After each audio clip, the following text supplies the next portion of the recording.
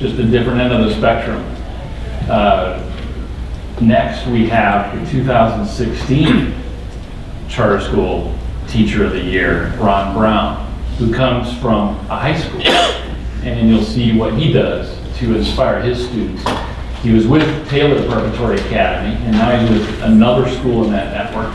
But Ron Brown, high school teacher, welcome him, please.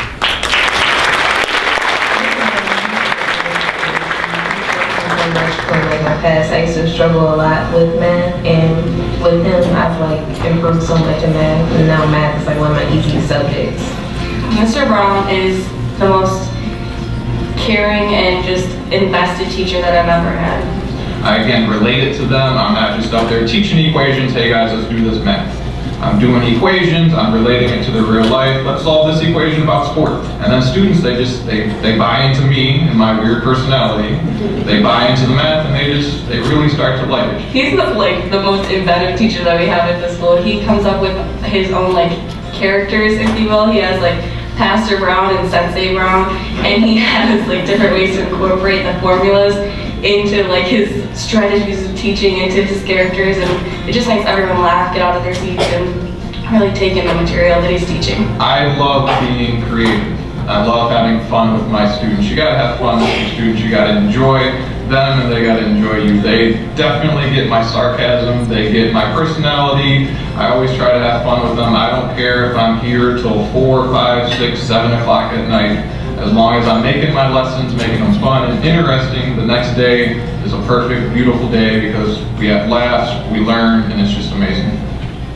Please welcome the 2016 Michigan Charter School Teacher of the Year from Canton Preparatory High School, Ronald Brown.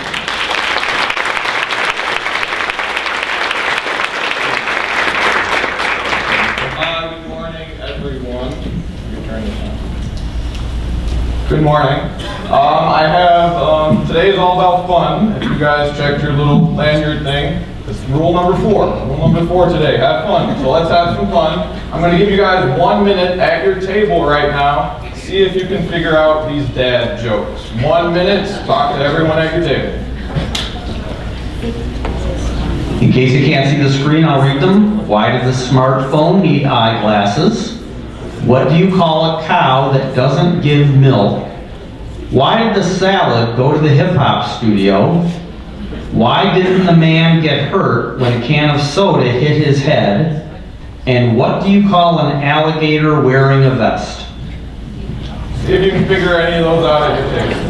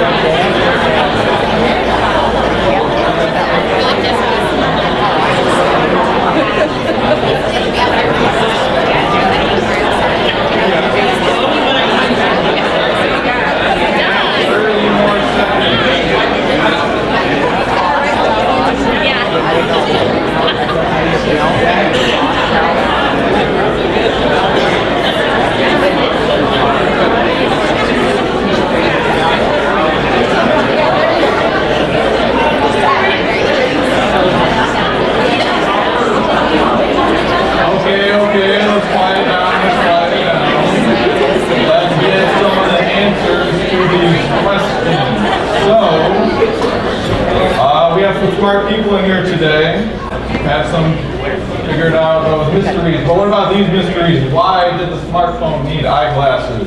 It's an iPhone. Because he lost all of his contacts.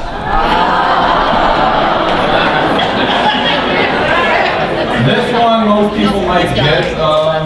What do you call a cow that doesn't give milk? Milk does. Good job. I like this one. Why did the salad go to the hip-hop studio? It dropped the beats. There we go. Why didn't the man get hurt when a can of soda hit his head? Because it was what? It was a soft drink. This is my favorite one of all time just because this personifies a dad joke and most people get it, and it's just, this is my favorite one. What do you call an alligator wearing a vest? An investigator. An investigator. So, had some fun with that, and that's what we're here for. That's what I'm here for right now.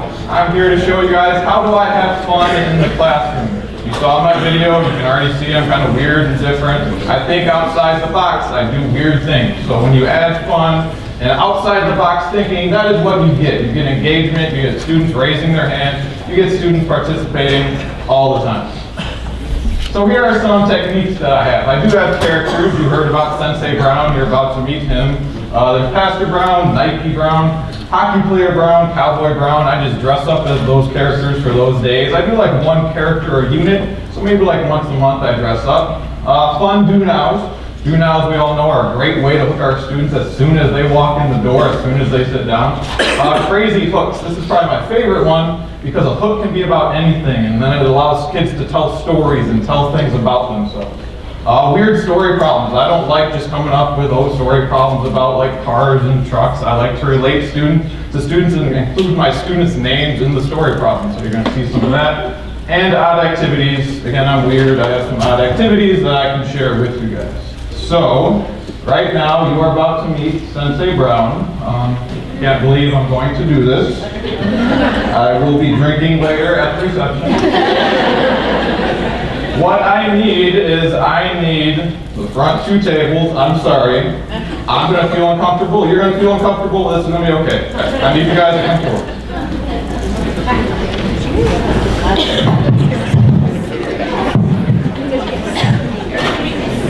Make like a little...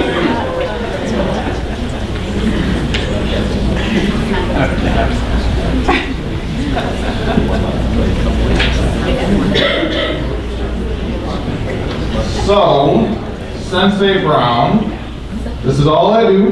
Just put a tie in my head. You saw the picture and how weird it is. Yes, oh, I already feel the weirdness. So what do we do first? First things first is we bow to our sensei. So bow to me. Thank you. Okay. Second thing is that we need to get in our fighting stance. So get in your fighting stance. Oh, there you go. Good fighting stance. Get that right leg forward. Okay. Your first move of karate. Teach you guys karate moves. Is ha. I need you guys to repeat after me. Here we go. Ha. Ha. Again. Ha. Ha. Again. Ha. Ha. Okay, good. I'm feeling it. Okay. Move number 2. We only have 3 moves. So here's move number 2. You're gonna do a ha with a he. Okay. So here we go. Ha. He. Again. Ha. He. Again. Ha. He. Okay, one more move. We're feeling it? I'm feeling good. You guys are getting masters. You're going to get that red belt, get that black belt. Here we go. We got a ha with a he and then a ho. Okay, your last move. You're about to find out. Ha, he, ho. Okay, repeat after me. Here we go. Ha, he, ho. Again. Ha, he, ho. Last time. Ha, he, ho. Thank you. Thank you guys. Go have a seat. Let's give a round of applause for them. So how on earth does that relate to math? Any math teacher, when you teach them linear functions, when you teach them plotting things, you teach them to plot the intercept, and then you rise, and then you run. So that's just the little moves, have them moving around. You plot the intercept, you rise, you run. That's just me being weird and having fun with it. So there is Sensei Brown. I guess I'll just keep on wearing this one. Moving on, we did characters. Example of a fun do now. I did this one literally just yesterday. I'm in the polynomial unit. Kids walked in, and it wasn't like an equation that I had them working on and graphing. This was it. Draw an elephant with 6 legs, 3 eyes, and one of the legs has to be in the air. Literally did that yesterday. How does that even relate to math?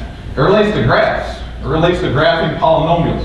If I give them a set of criteria, you have to have this many x-intercepts, and you have to have this degree, and you have to go in this direction. They have to be able to draw that. Well, can they just follow directions? And again, this is Algebra 2, this is a high school classroom, just having fun. It's one of my do-nows. Hooks, I love a good hook. So here's one of my hooks on inequalities. Having students compare themselves. Mr. Brown is taller than Lean. Mr. Brown is way cooler than Kurt. Kennedy has a better smile than Mr. Brown. That one is true. Why is that true? The kids keep a smile counter on me. I have literally smiled 0 times in front of them this year. They always ask me, Mr. Brown, why don't you smile? I'm just like, why do you guys always smile?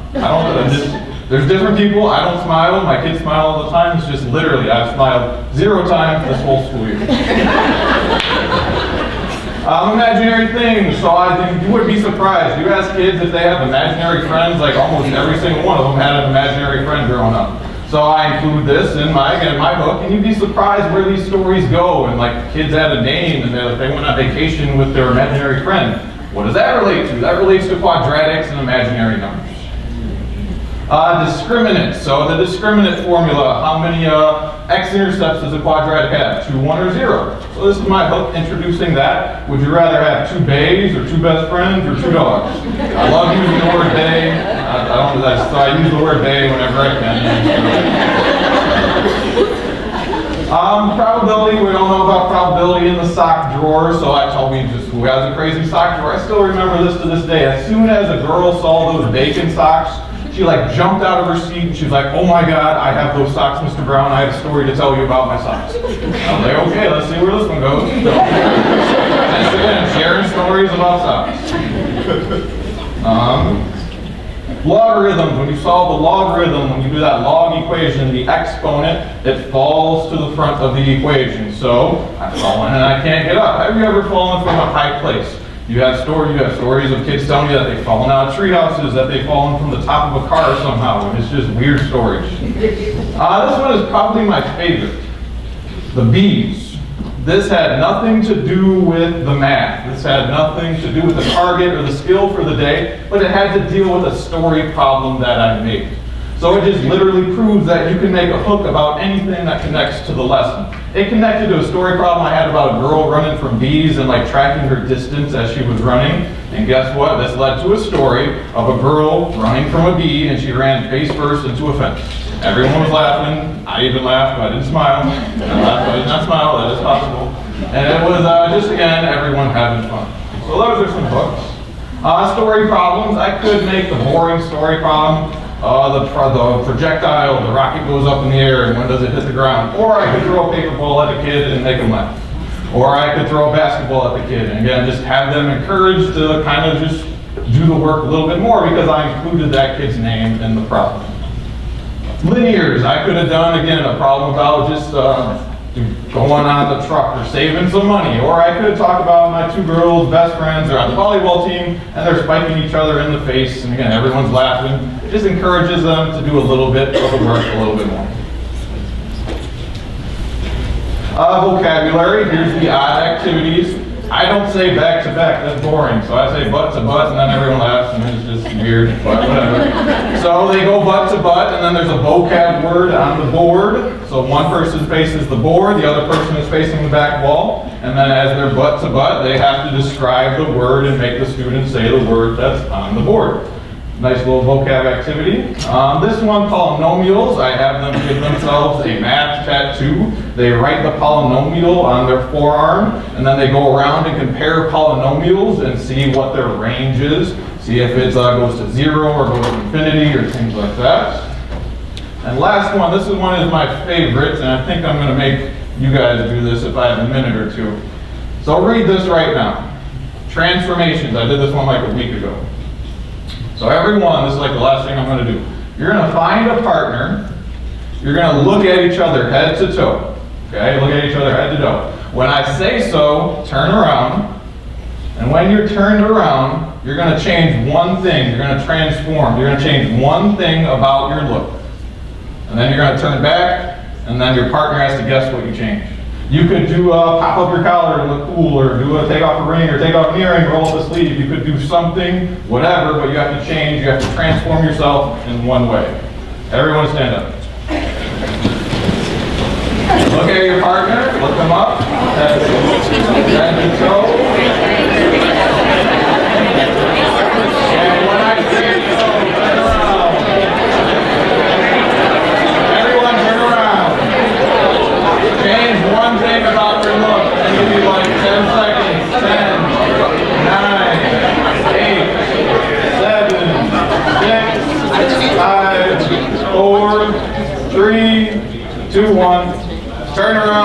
How did that person get that?